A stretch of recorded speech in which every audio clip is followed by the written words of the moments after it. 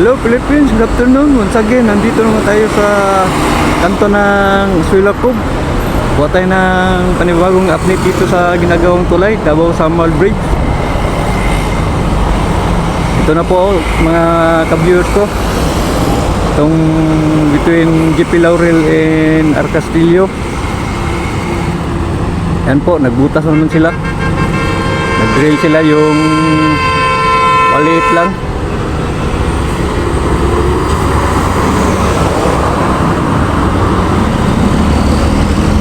Kasi baka next month unti-unti na sila lalabas ng ano nila yung trabaho.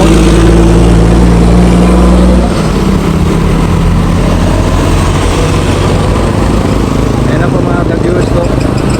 Okay, punta tayo dun sa loob, Davao Beach Club. Punta tayo dun may playa. Tayo din ng update dun.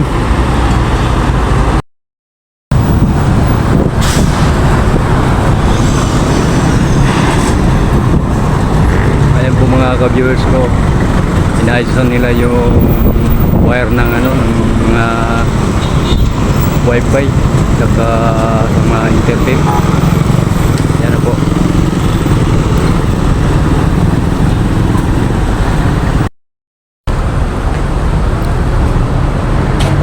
Okay, wala na po itong building na ito mga ka-viewers ko.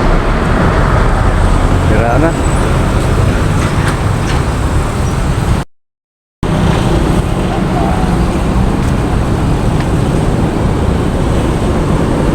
Ayan na po mga ka-viewers ko, ibakuran na nila yung lupa di Sada kasi dyan na naman sila maglagay ng poste. May poste kasi dyan eh, apat yata na poste yan.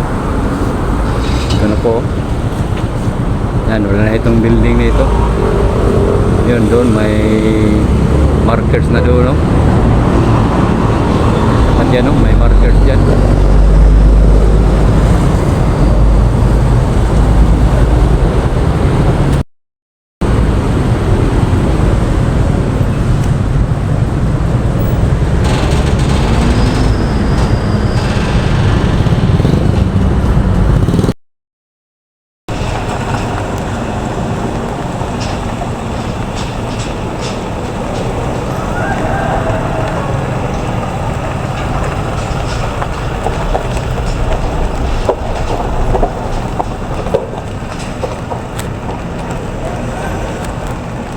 Okay mga ka-viewers ko, ito na po yung accomplishment ng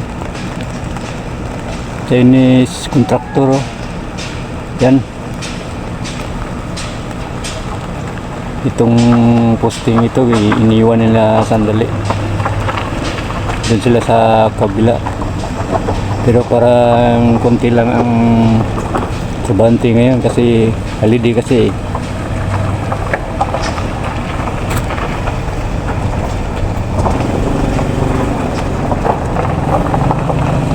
Doon sila sa kabilang poste nagtrabaho.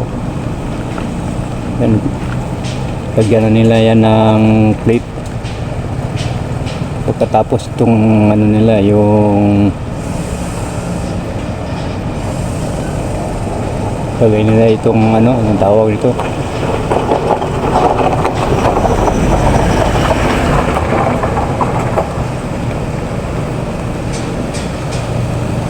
yan po mga ka-viewers ko.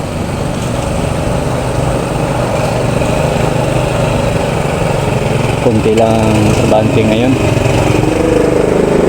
Dito walang nagtrabaho.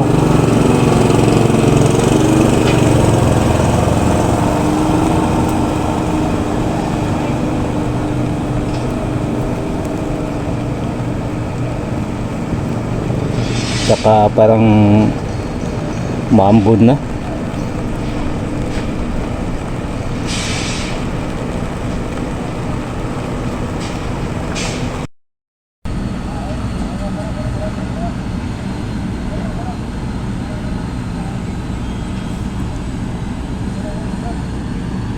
Kahit Chinese workers, konti lang rin.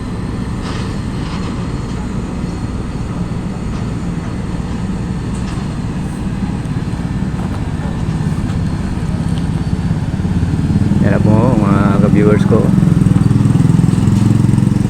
Kasi holiday kasi ngayon eh.